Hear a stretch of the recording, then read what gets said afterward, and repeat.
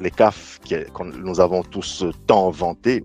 Vous savez, la grande majorité des pays africains avaient signé déjà depuis mars 2018. Mais ils ont dû attendre plus de 2 ans, jusqu'à fin 2020, notamment parce que le Nigeria a pris tout le temps qu'il fallait. Tout le temps qu'il fallait pour sécuriser l'intérêt de ses opérateurs économiques et de son marché local. On peut voir le Nigeria a traîné des pieds et tout le monde a dû attendre.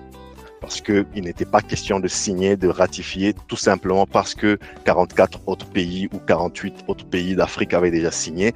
S'il fallait partir sans le Nigeria, il fallait partir sans le Nigeria. Voilà comment se comporte, les amis, un pays qui est conscient de sa valeur stratégique, de sa force stratégique.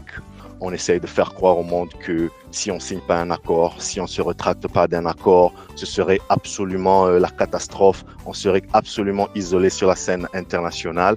Et moi, je pense que ce n'est absolument pas le cas. Surtout, je vous répète, lorsqu'on a un pays aussi stratégique, aussi grand, aussi important que la RDC.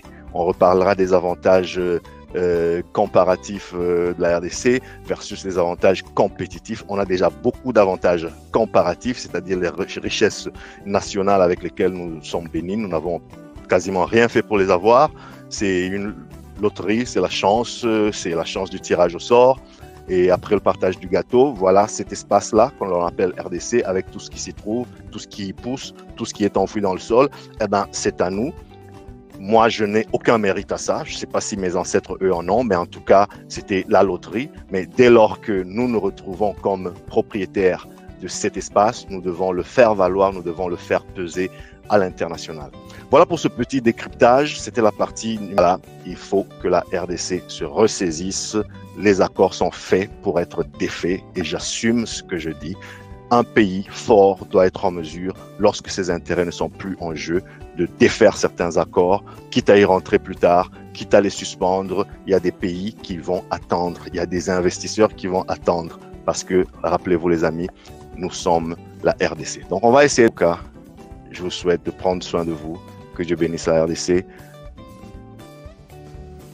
Commentez, partagez, retrouvez-moi sur les réseaux sociaux pour continuer la discussion et pour ensemble éclairer les masses, les informer du progrès, les outiller pour la concurrence. À bientôt pour d'autres discussions et d'ici là, prenez soin de vous et des vôtres. Chap chap.